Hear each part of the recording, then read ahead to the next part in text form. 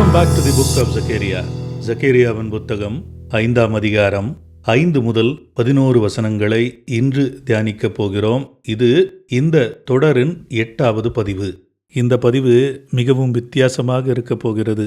Trump, Zelensky, Putin, Europe, Babylon என்று அநேக காரியங்களை இன்று பார்க்க போகிறோம். ஸ்கிப் பண்ணாம பாருங்க, யூ வில் அண்டர்ஸ்டாண்ட். இன்றைய பதிவிற்கு செல்வதற்கு முன்பு ஒரு சின்ன ரீகேப்ங்க. முதல் தரிசனத்தில் ஜக்கேரியா யாவேவின் தூதன் சேனைகளின் யாவேவிடம் பரிந்து பேசி சாதகமான விடை பெறுகிறார். 2வது தரிசனம் 4 தூதர்கள் யூதர்களை துன்பப்படுத்தியவர்களை பழிவாங்குகிறார்கள். 3வது யூதர்கள் நிலத்திற்கு திரும்புதல் மற்றும் எருசலேம் விரிவடைதல். 4வது தரிசனம் பிரதான ஆசாரியரும் பரிகாரமும். இது கிறிஸ்துவை குறிக்கும். 5வது தரிசனம் குத்துவிளக்கும் 2 ஒலிவ மரங்களும்.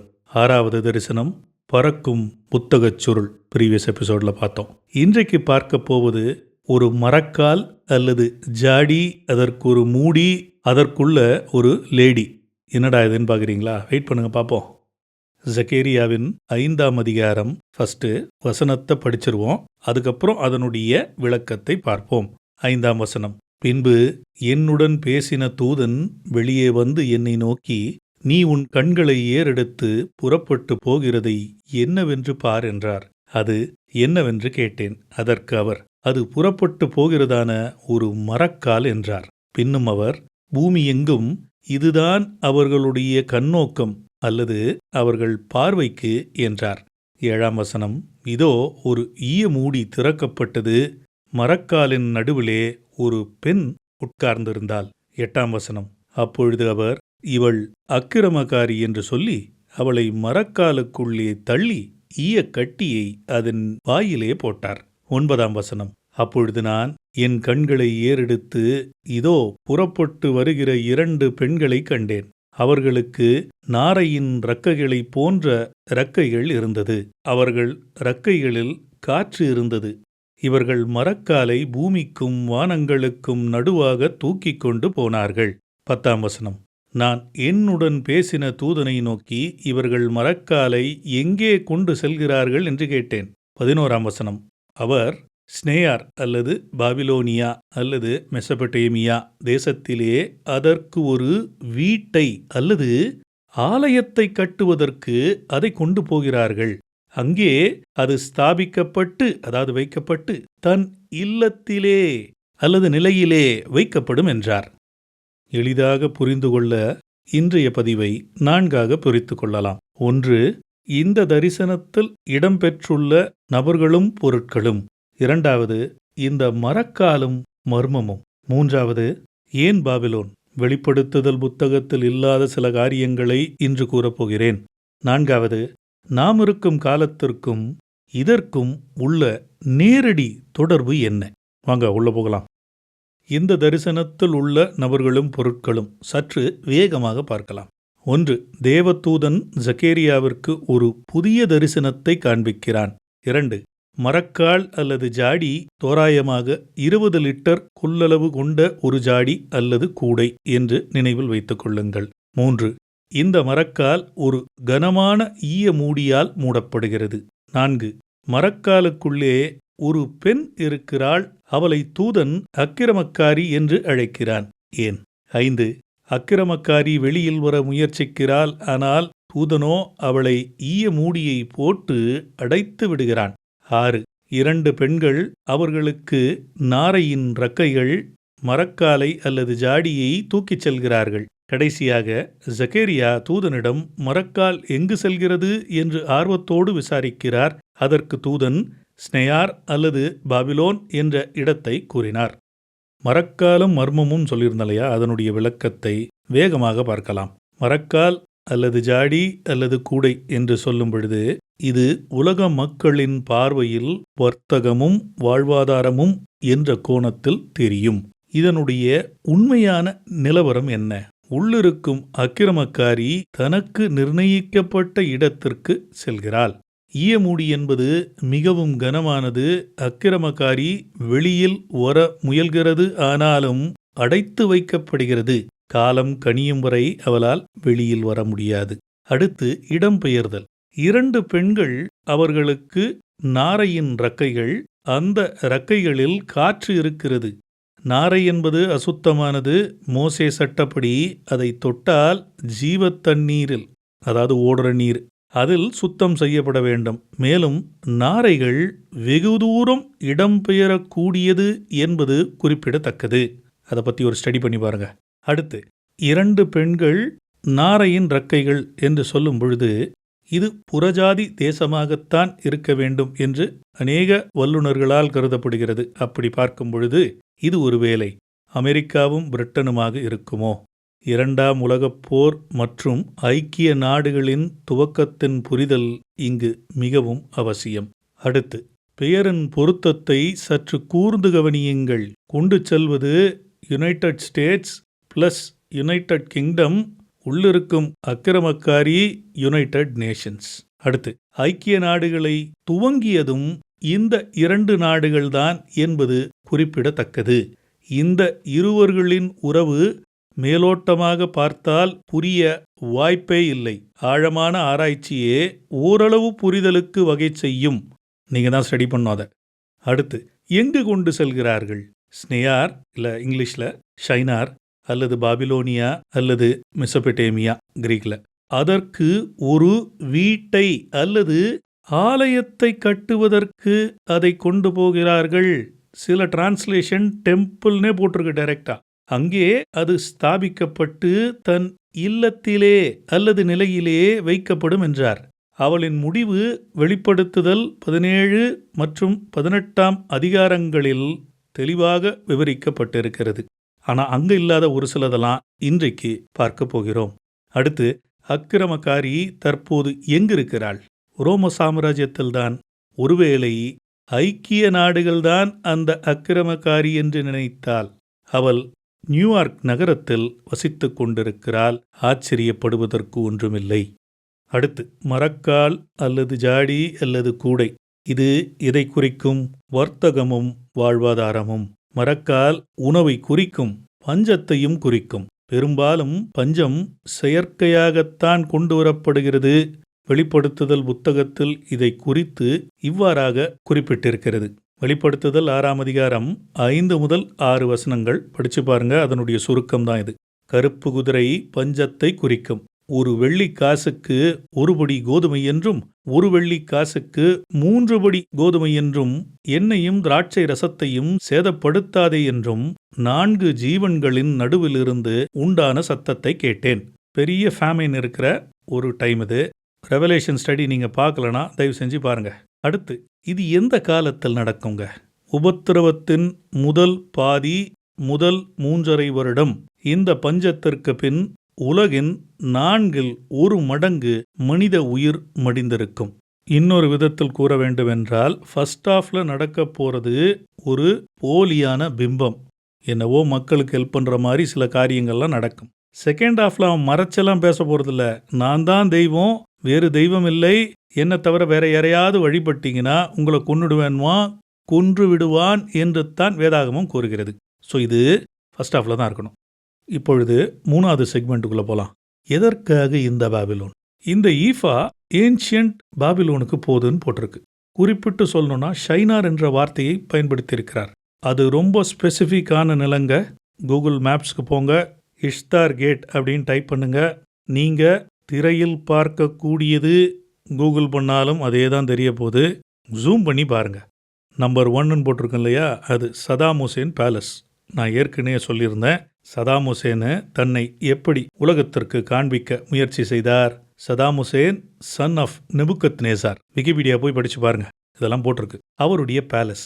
நம்பர் 2ன்னு போட்டிருக்கேன் பாருங்க. அங்கதான் சிறைபிடிக்கப்பட்ட இஸ்ரவேல் ஜனம் பாபிலோனுக்கு போனாங்க இல்லையா, எசேக்கியெல்லாம் இருந்தாரு, அந்த இடம். 3வது மிக முக்கியமானது டவர் ஆஃப் பேபல், பாபேல் கோபுரம், மொழி பிறந்த இடம்.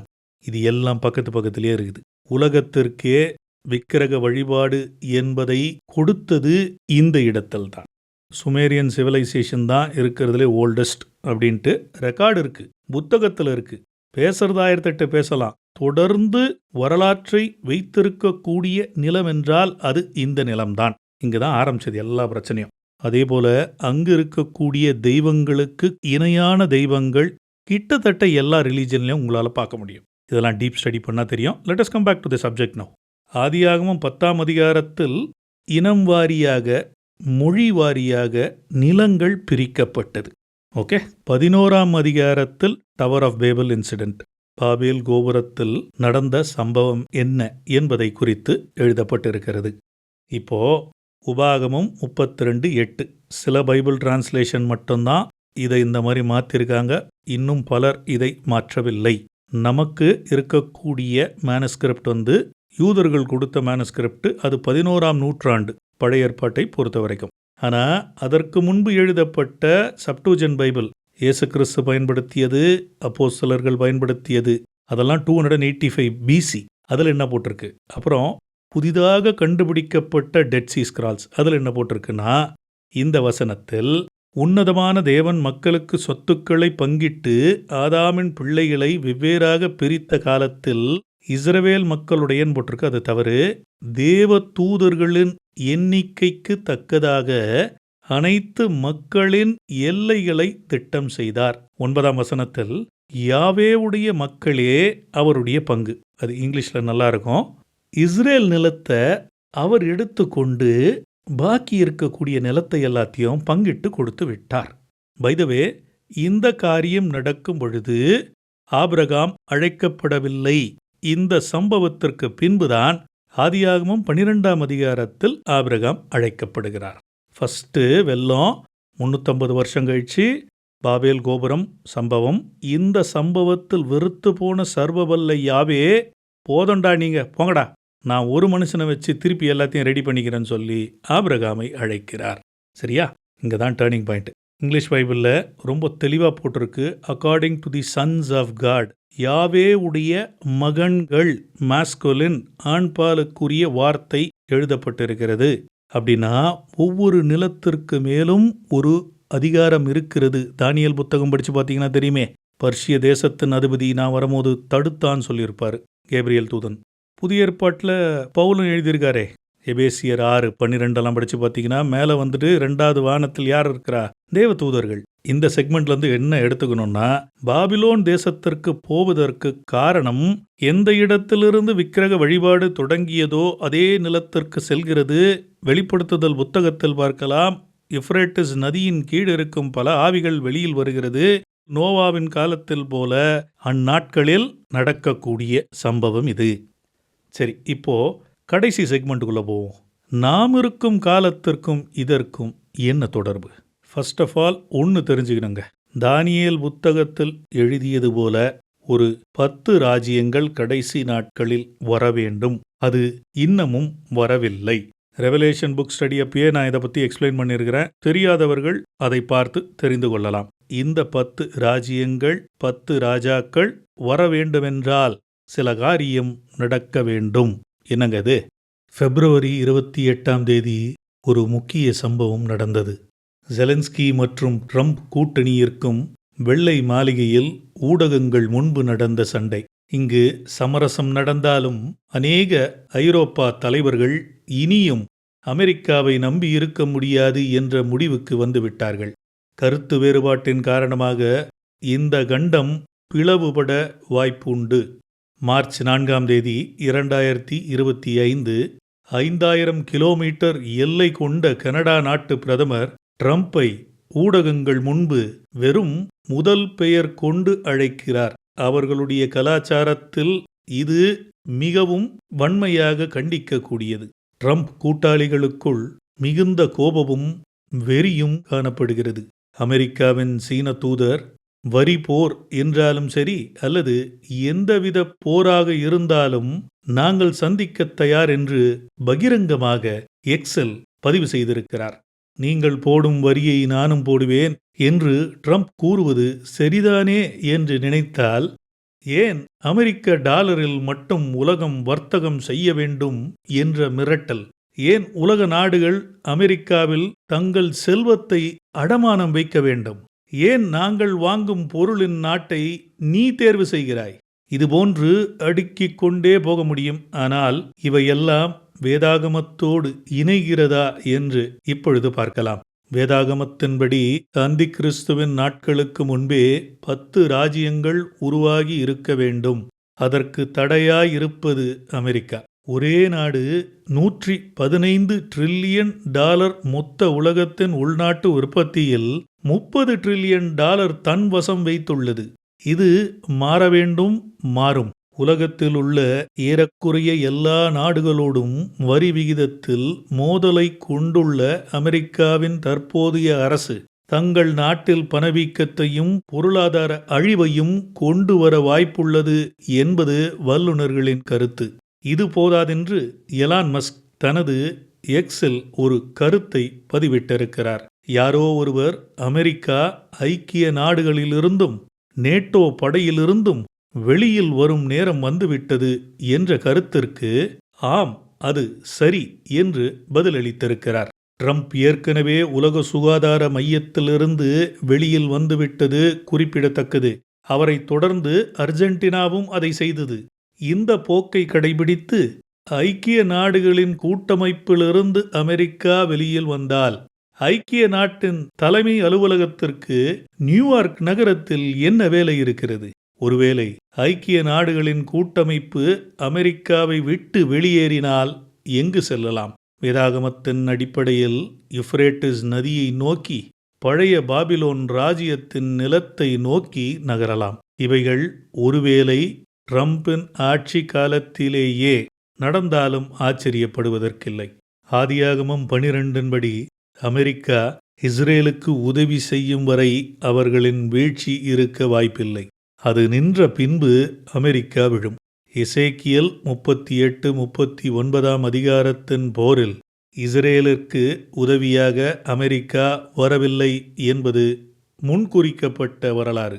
ஜக்கரியா இன்னும் அநேக தீர்க்க தரிசனங்களை நாம் வாழும் காலத்திற்கு ஒரு எச்சரிக்கை மணியாக எழுதியிருக்கிறார். அவைகளையெல்லாம் வரும் நாட்களில் ஆராயப் போகிறோம். மீண்டும் அடுத்த காணொளியில் சந்திப்போம். ஷலோம். God bless you. கண்ணீர் கரைந்தோடும் நேரம் கழிந்தது, ஜீவநீர் புரண்டோடும் காலம் புகுந்தது. கண்ணீர் கரைந்தோடும் நேரம் கழிந்தது, ஜீவநீர் புரண்டோடும் காலம் புகுந்தது. தனனான தனனான தனனான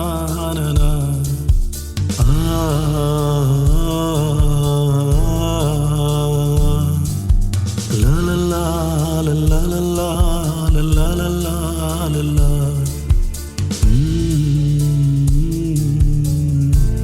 Mm-hmm.